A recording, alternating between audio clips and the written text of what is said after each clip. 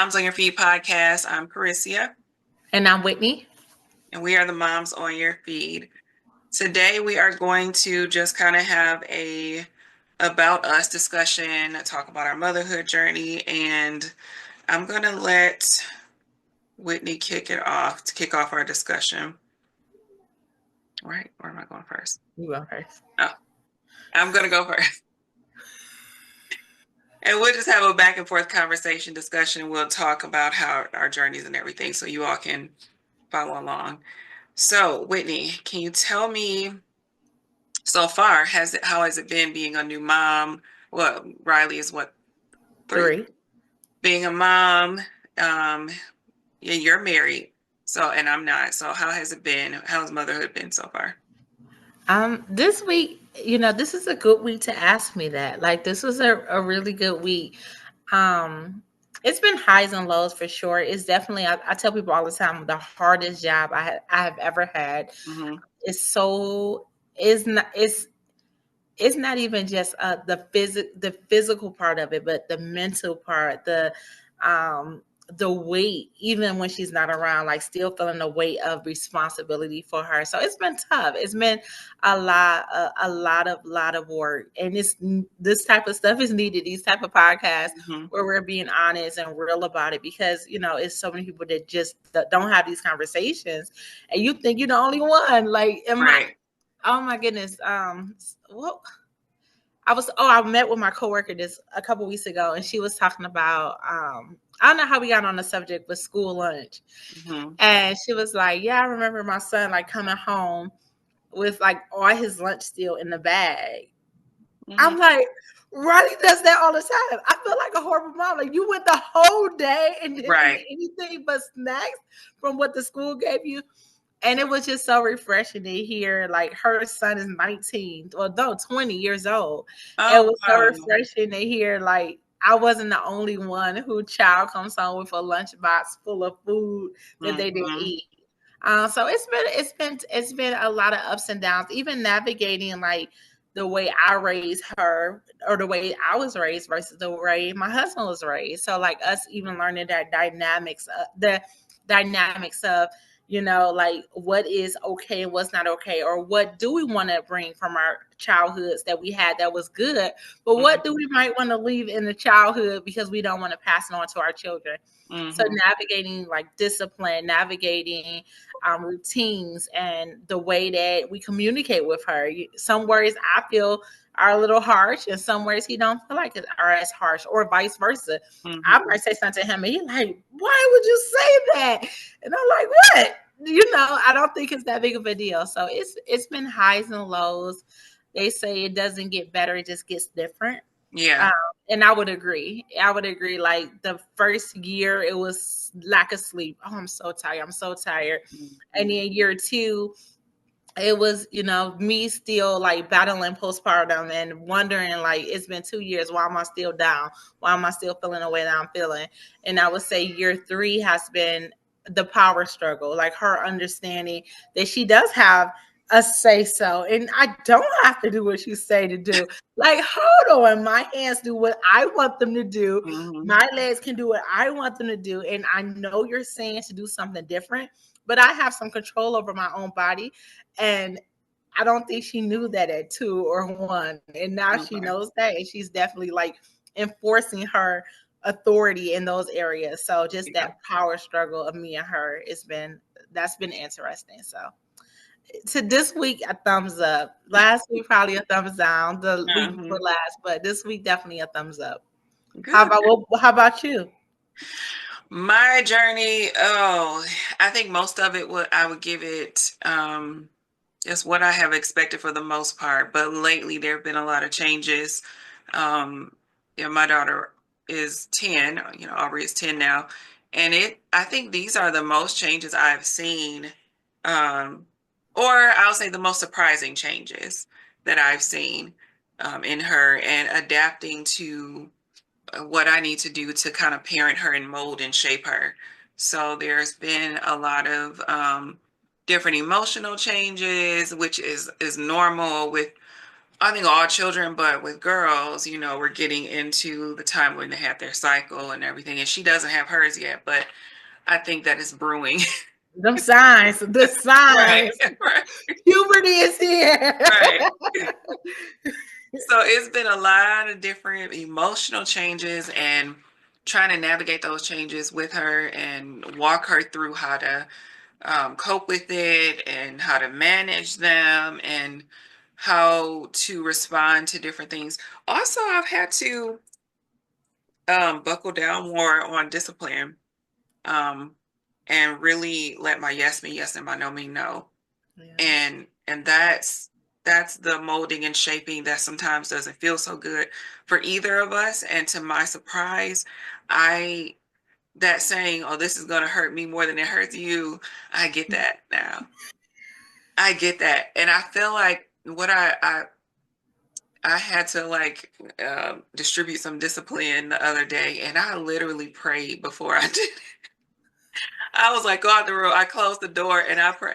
I was just like, I like help me to be serious and not to because Mhm. I look at her face and then I'm like, I might start laughing or it's just like it's just not appropriate. It's just like, where is my seriousness?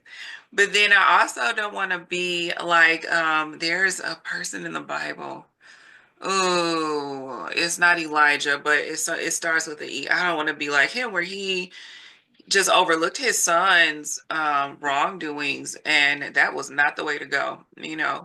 So there is a scripture, "Spare the rod, spoil the child," and I can see why it say that Mhm. because Mhm. they need it. Otherwise, they're going to be little menaces, and they'll have other consequences later on that they don't want. So I'm going to give you gave this week a thumbs up. This week is I'm just a middle thumb person, like this week. And so we'll see what this is a Sunday. We'll see what the rest of the week brings. But all in all, a joy. Aubrey's a joy. And I am glad that I have her with her personality. Um, when she was a baby, she didn't do a lot of crying, I don't believe. She's generally a happy person. But it's just now getting to respect the boundaries that she has to do, respect the rules, follow them. So we all go through that, and so that's what we're going through right now. So, what would you say is like one of the what was throughout her 10 years? Mhm. What would you say was like the most challenging time and the most fun time? Like, what would you say? I think the most challenging time is now, honestly, because you talk about the power struggle or how Riley is like she has thoughts and she has idea.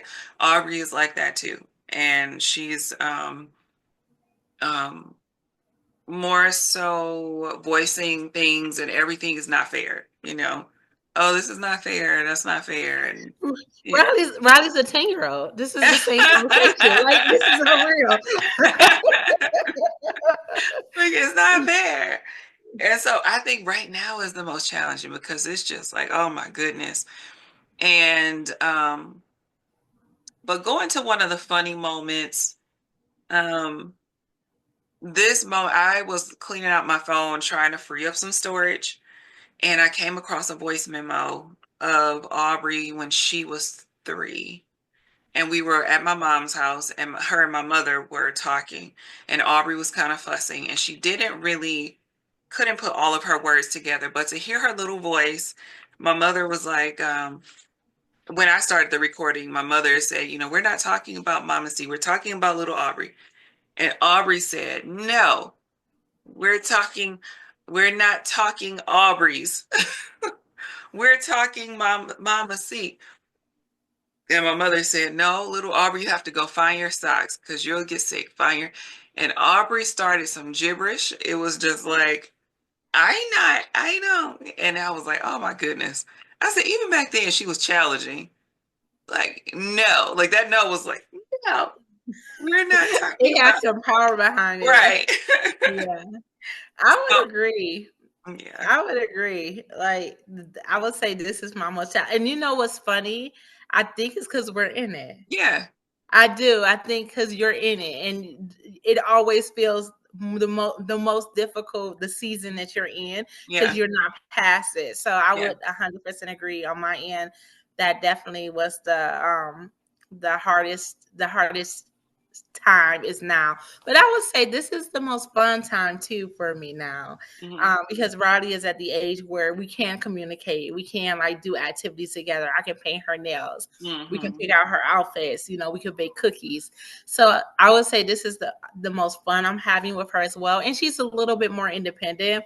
Hmm. So like she knows, like I can kind of communicate. Now I know when I say something, she's being defiant. It's not because she doesn't understand. And that Hmm. was a little struggle at first, like at the beginning years, because you're like, Yeah. do you understand or are you being Right. defiant? Or Right. to be honest, now that I look back, I do wish I would have been disciplining a little bit earlier, because I do feel like I gave her a pass on her being defiant, thinking it was just her not understanding. Because everyone says, "Oh, their brain, this little girl is smart as a whip," Right. and she knew exactly. Because now I realize that the discipline almost has to be different, because she kind of like she almost like I missed the window when like something quick was like it would have snapped her Yeah. into it. Now it's kind of like, well, what was that? Or Right. why would you do that? Or why, and she's that same like it's not fair, or Hmm. I'm bored. That's her new thing. I'm bored. But I'm Hmm. so bored, mom.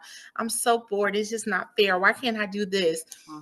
So this is definitely the toughest, but it's also the most enjoyable season as of now that I'm having with her. So I would agree with that too. Okay. Sounds good. Okay, so why we started this podcast, we're gonna talk about why we did that. I had the original idea, but I bounced a lot of stuff off of you, Whitney, and I thought that you would be a great co-host. Um, so I was hoping to build community with other moms, because sometimes you can start this and you might be the only person pregnant at the time, or you might not know anybody that you really want to trust with your questions or your concerns. And I know me going through the journey, I don't have any sisters. I have my mother, but Neither. right. But a Yeah. lot of the questions, if I had them, she's like, "Oh, I don't remember." Which honestly, I was just telling you the other day. I'd be like, I don't remember a lot of The earlier years. yeah, Yeah. the early years of Aubrey. So I really wanted to have a community of moms and just have our voices out there, and for them to see that you're not alone. Like, we all go through similar things, honestly. And like you were stating, the period we're in right now, just like I mentioned, Aubrey's growing and being molded. Well, I'm also growing because I've never been here before. So that's why it's challenging, because I have to apply new skills and new methods to see what's going to work, what's going to be effective, and what's not, and then move forward with that. So I want the listeners to know that they can expect understanding. I want it to be a judgment-free zone in terms of how you feel about being a parent. Because when I became a mom, I was like, oh, this is going to be a lot of work. I just knew. I was like, I already knew it's going to be a lot of work. It's a big responsibility. It wasn't number one on my list. Um, but at the time, I was like so in love with her dad, and I wanted him to have a child and everything, and we did. And I mean, we did, and so I knew I was equipped for it, even though it wasn't my first option. So even those thoughts are okay. I think in the past there was something that I kind of felt bad for, but I want moms to know that this is a safe space, and they can get some good advice here. How do you feel about being on the podcast, or where do you hope to we go with this? I feel good. I do. I feel like it's a place of realness. Like I think we're both like good people to do it, because it's like I feel like we're both super transparent, maybe overshares at some point, in our journeys. So I think that we're like good to do it, because like everyone wants it to look great, and everyone wants it to seem like they have it all together, and it's just not most people's reality. It's no one's reality. But it truly isn't the average woman who's trying to navigate being a wife or being or co-parenting or being a single mom and the daddy gone, or Right. being, or being a business owner trying to be a mom, being a worker trying to be a mom, trying to be a stay-at-home mom. Like, Mhm. there's so many different things that we're navigating, and to have to navigate it and feel like you're doing it by yourself is just unfair, and it's not true. Yeah. It is not true. And you might not have girlfriends you can chat with, or you might not have, a community yet. So, like, let this be, your guilty pleasure. Let this be Mhm. your saving grace. Your, the moment that you had your bad week, I come on here and be like, yeah, thumbs down this week. Like, Right. you know, and you be like, wow, like, I'm glad. I'm glad that it wasn't, maybe it was something with the moon. Right. It Right. was everybody. Right. So I definitely want this to be a place for that. I want it to be a place where people are like excited to hear us talk, and not to the point where like, oh, what advice we can get, but how can I relate? How can we Yeah. connect? Because I can't guarantee that the advice I give you this week is going to be the best advice for next week. I might change my advice next week after I experience something else Absolutely. this week. So I don't want to be I don't want to be held to an advice point of view. I want to be held to a relatable, a friend, a sister, auntie, if that's the case. I know I'm at auntie age, crazy, but Oh, auntie, bye. whatever. You're not auntie. I'm definitely an I'm auntie. at auntie age. We're like right behind each other. So yeah, that's my hopes. That's I would love to see that type of community being built around the podcast for sure. And when I think that as we continue to talk and do these podcasts, we have to kind of be intentional on navigating the type of moms, and I kind of mission like single, married, all moms, but also moms that, in my opinion, who are in the thick of it. And you can Yeah. kind of agree if that's what you was hoping for this. But it's something to be in the thick of it. It is something Absolutely. to be in the thick of it. So I would like that we kind of build a community for moms that kind of are in the thick of what's happening in this season of motherhood. Yeah. I Hmm. think that I'm glad that you mentioned that. I do feel like everybody's different does journey does look different in motherhood. Some are married, some are not. I'm co-parenting, so I can say single mom co-parenting, but her dad and I have a good co-parenting relationship, so I'm definitely co-parenting, you know. But for the moms that don't have an active father, or active co-parent, I think that there's an upside to that as well. And a lot of things are about perspective. Absolutely. And so for the moms that don't have the dad, be glad that you get to make all the decisions. No, Because that's true. That is 100% true. Yeah. yeah, because sometimes the dad is like, no, I don't want to do this, and then you have to try to find some compromise. So sometimes it's a lot easier if you can just know what direction you want to go in and go in that direction. So that's what I appreciate. I hope that our moms in the African American community just really come together and really feel like it's a good sisterhood, or have a good laugh for every now and then from what we find on the internet or what we find in everybody's feed. So that's what I look forward to. I love a good laugh, a good moment to laugh. Um, have you felt any pressures from society at all with Heck yeah. yeah. Heck yeah. The fees. Sometimes we need to take a break from the feeds. Like, and we want to be on your feed, but you sometimes got to take a break from the feeds. Yeah. Like society, like even down to like Valentine's Day. Like, did you see these men? Like, they're laying out red curtains. I mean, red tablecloths and flower petals, and they buying Gucci and Louis Vuitton bags. It's like, come on. And I have to remind myself, these are people's jobs. Yeah.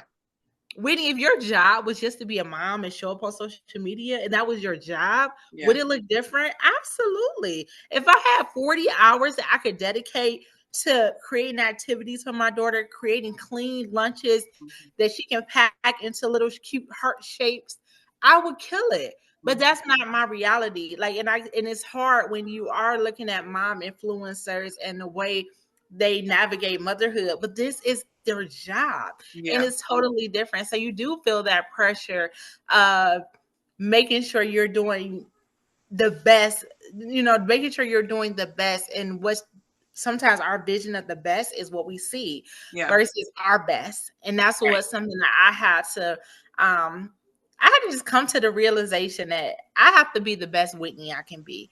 And sometimes I show up so great for Riley, and I'll be like super excited, like, man, I killed it. She took a nap, she took a bath, I combed her hair, I packed her lunch, and I did 3 sales calls. yeah, Like, tell me I'm not killing it today. right, Any other day, she hasn't taken a bath. She's up till midnight. Her lunch isn't made. We're gonna have to make it in the morning. She doesn't want me to comb her hair, so I'll just brush it up in the morning. Like, and I'm not, and this wasn't a successful day, but that was my best. So right. I do definitely feel the pressure of society, norms or expectations or standards. But I don't. At one point, I did let them get to me, but once I switched my perspective to these people's job is social media, I said, you know what, I would kill it if it was my job too. Like, I'm Yeah, sure if my husband was getting paid on views, Valentine's Day would be like, right. laid out. And everything was a write off. What do you, Louis Vuitton, Gucci, like Exactly. everything, But that's not the reality. That's not real life, and that's okay. So once I separated social media and people's job to entertain me, to Mhm, provide content for me, mhm. I realized that I'm doing a great job where I am. Yeah, that's wonderful. I feel like I can get what you're saying too, and as an aspiring content creator, but I'm still working full time and I don't have the free time to make everything look 100% aesthetically pleasing. I think that it's okay to show up as who we are, and show up where you are, honestly. And I think that there is a community for that. There are moms, people looking for that. There are Looking for people, real. yeah, they're looking for real and not Mhm, for curated, something that looks pleasing, somewhere that they maybe can't even attain to right at that moment. mhm, Because I know that there were people that I used to follow on social media that I had to unfollow because how I was feeling, you know mhm. because I wasn't there. Like I couldn't be there at that moment. I couldn't do all these things. And we don't know what's happening behind the scenes, but I know in my life, I know what real life is for me right now. And so that's what I can show, you know. And I know that there are other moms out there that can relate to that. So that's No, what I agree. I do have a question though. So you mentioned that the you kind of talked a little bit about why you created the podcast, but I have a question. If we could fast forward 5 years Mhm. from today, what would you want this podcast to look like? What would you want this space to look like? Oh, I would want to have a lot of participation from other moms. So I would hope that they would write in with some questions, write in with some things that they want our take on.